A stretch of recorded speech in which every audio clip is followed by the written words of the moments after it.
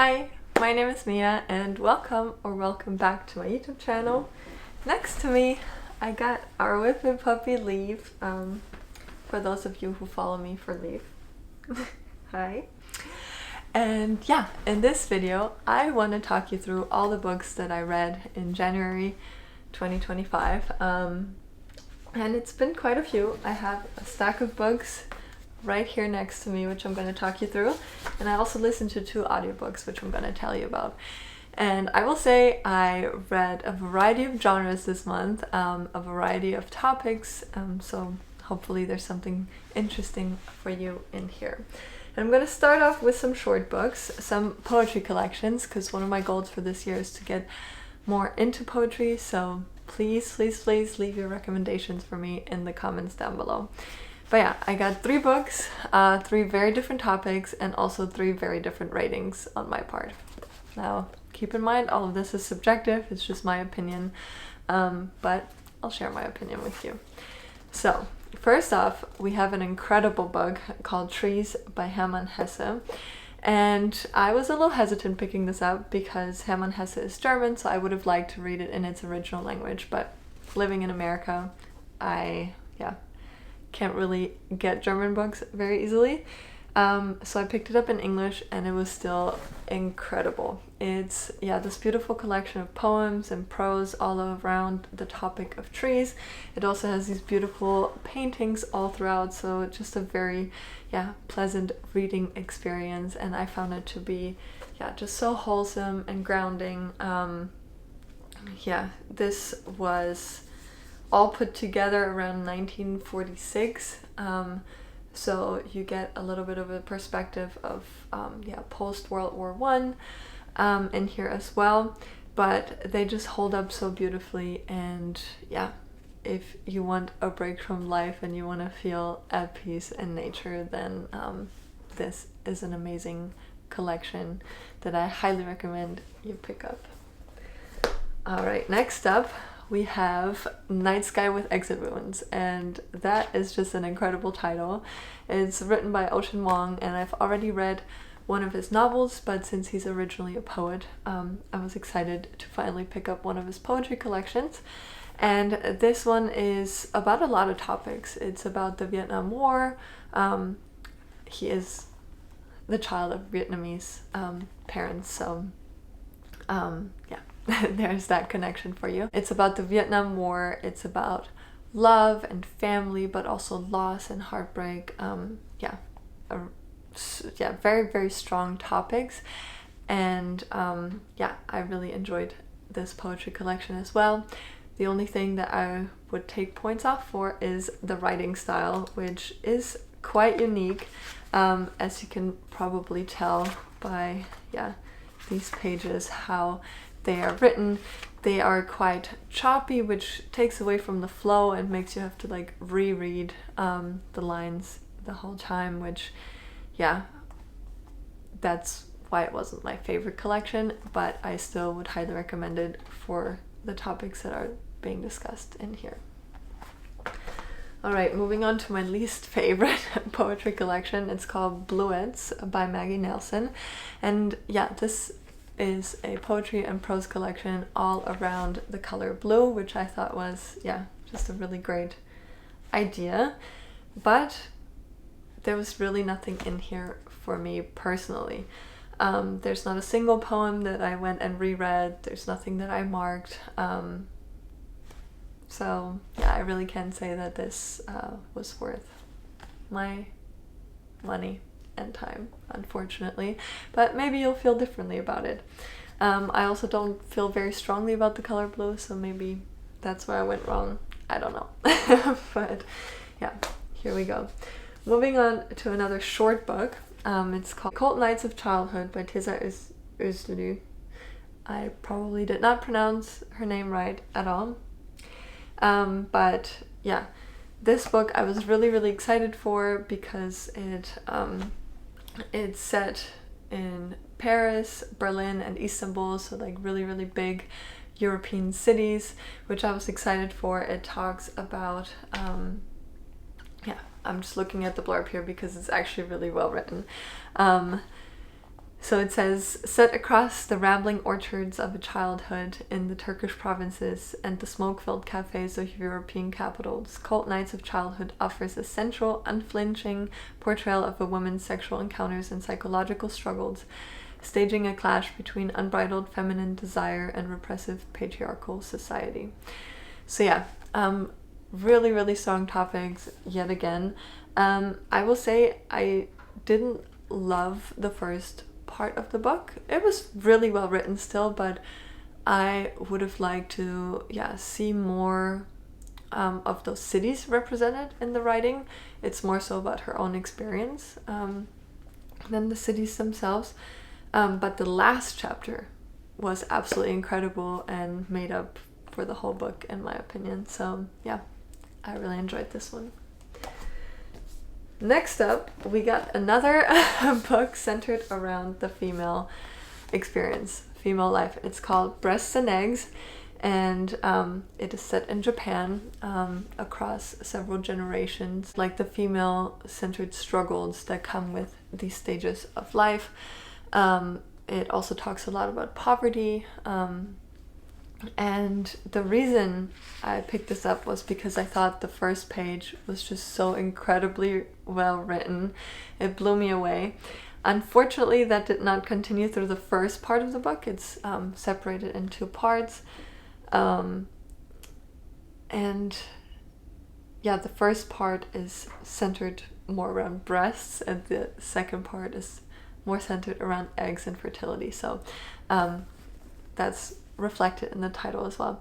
But yeah, the second half I thought was much more fluidly written, and yeah, just really strong topics. I still would highly recommend this. It's a solid 4 out of 5 star read for me. Alright, continuing with the female-centered stories. Next up we have The Wall by Marlene Haushofer, another German author. Again, I wish I would have picked this up in German, but I just couldn't wait to read this, and I found it in our local bookstore, so I just had to pick it up, and I'm so glad I did. This is about a woman in Austria who goes on vacation in the Austrian Alps and then wakes up the next morning surrounded by an invisible wall, basically leaving her as the last human on Earth, at least as far as she knows. And she only has herself, a cat, a dog, and a cow. And so this book is kind of written as like a report of her experience, her connection with the land, with the animals, the day-to-day life, all the struggles that come with her new reality. And yeah, I thought it was incredible. I really loved the writing. I will say in the beginning it went a little too quickly, and then it slowed down to like the perfect amount. It leaves a very open ending. I don't mean to spoil it, but if you're not into open endings, then you will probably be quite frustrated with this. I personally love an open ending. I love being able to think beyond the pages for myself. But yeah, this book was published in the 60s, but it holds up so well, and I really enjoyed reading this so much. All right, another incredible book, Roman Stories by Jhumpa Lahiri, and I just adore her writing, and this is just another great example of her incredible work. Roman Stories, as it says in the title, is a collection of short stories centered in and around Rome. They are mostly written from an immigrant's perspective, immigrants from all different walks of life, some richer, some poorer, different experiences, but also how they are quite similar.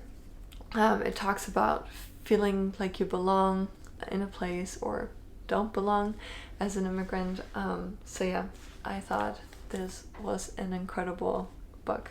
I really enjoyed it. Alright, next up we have Small Rain by Garth Greenwell, and here we circle back to poetry because Garth Greenwell is also a poet, and I usually love reading novels written by poets because they just they have a different flow to it. They're written in very flowery, like poetic language, which I really enjoy. Unfortunately, I did not find that to be true for this one.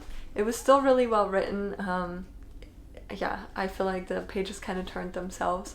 It's about a poet in his early 40s who has a medical emergency and ends up in the hospital for an extended time. It's kind of set, the story is set throughout like the 2 weeks of his life, drastically changing.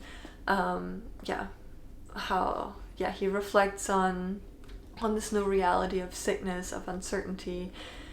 He also shares his observations from the hospital bed. He talks about his past and present a lot, and also talks about the American healthcare system, which I thought was just a really fascinating topic. You also get a bit of European insight because the poet in this book is married to a Spaniard. So yeah, you kind of get a little bit of nuance there. Now, the reason this wasn't my favorite book is very personal. Besides the lack of poetic language, I thought it just freaked me out in how much detail he described like needles and the process of IVs being stuck in your veins. It just not for me. I don't love blood, I don't love needles, so if you're sensitive in that area too, then this is not the book for you. If you don't mind needles, then this might still be a great read for you. I didn't think it was like anything super special, but it was an enjoyable read, and like I said, really well written. The pages turned themselves. Alright, next up, something that I don't usually read, a romance book. And yes, I judged a book by its cover because how beautiful are these colored edges, and just in general, the gold foil on the cover. Everything about this book, look-wise, was just beautiful. And so I wanted a fun little romance, light reading book, and I really enjoyed this one. It's about these two authors that live in cabins next to each other in Michigan, and they both experience writer's block, and of course they fall in love, so we learn a lot about their story. And I thought it was really well written. They keep up the suspense. They go into a lot of different deeper topics, which I didn't expect from a romance novel, and I really, really enjoyed it. What can I say? If you want a light romance read, I highly recommend this. But then again, if you're into romance, you've probably already read this because Emily Henry is quite popular in that space, and I really, really liked it. Alright, and that marks the end of physical books. So now I'm going to tell you about the two books that I listened to. And I'm going to start off with the bad one. I listened to All Fours by Miranda July, and I have heard so many people talk about it, hype it up. I've seen the good ratings online. I just don't know how or why people love this book. I will say the topic of it is really, really interesting. It's it kind of discusses the female sexuality, the onset of menopause. It talks about marriage and motherhood, and also about having a career, being quite famous as a woman. So all those topics are very, very interesting. So I had high hopes for this book. I just thought that it was really over the top, and it was written, I feel like, purposefully shocking in terms of like sexual fetishes and just like really extreme acts that didn't feel natural. It felt kind of forced. It felt like the author was just trying to write something to grab people's attention. So that is definitely not a recommendation on my part. I don't know. It was more porn than anything else, but yeah, not enjoyable for me at least. So I don't get why people love that book so much, but here's my my opinion on it. But let's redeem this with a good book that I listened to, and it's called White Nights by Dostoevsky. And this book has recently gotten a lot of hype, rightfully so, even though it was published back in 1848, I want to say. It's pretty short. It takes place over 4 nights, and it's about this like impossible love story between these two people in St. Petersburg. And yeah, it was incredibly written. I've heard people say that you don't know what love is until you read White Nights, and I think that really sums it up beautifully. I listened to it like 3 times. I just feel like there's so much nuance in there and so much to discover. And yeah, if you want to read a classic, a short one, a good one, White Nights was incredible in my opinion. And yeah, that sums up the books I read in January. If you enjoyed this video, make sure to leave me a like and subscribe so you don't miss any of my future videos. Until then, I hope you have an amazing day, and I'll see you next time.